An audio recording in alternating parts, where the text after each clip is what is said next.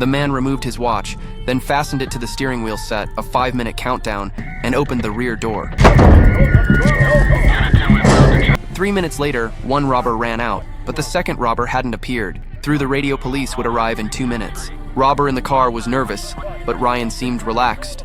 Once the 5 minutes were up, he would drive away as agreed. Come on!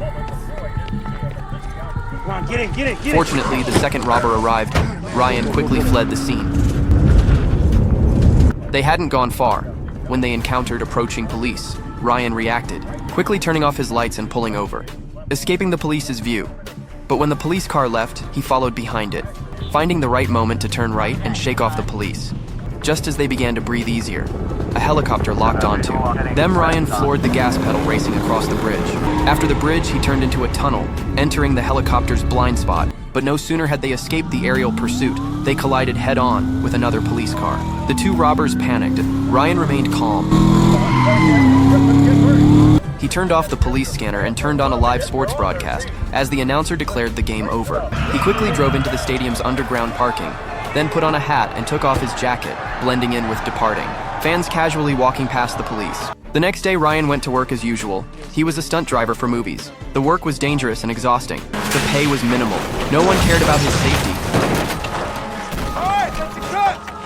Oh, good, that was fantastic. His agent, however, cared deeply because he received half of Ryan's earnings.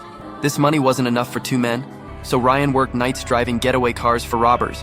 That day, his agent found a businessman who might sponsor Ryan for racing. The businessman initially declined, but after seeing Ryan's driving skills, he invested $300 without hesitation. Both were overjoyed, not knowing this deal would bring deadly consequences. The next day at the supermarket, Ryan ran into a young mother named Annie. Coming outside, he found her car broken down. He offered to drive the mother and child home. Annie turned out to be Ryan's neighbor. Her husband was in prison, leaving mother and child to fend for themselves. From the first moment he saw Annie, Ryan was captivated, taking this opportunity. Ryan pursued her intensely. He stopped taking jobs, driving for robbers, instead spent every day taking the mother and child traveling. Annie began to accept Ryan just when everything seemed to be improving. A woman who suddenly appeared brought unwelcome news. Annie's husband, due to good behavior, was being released early from prison.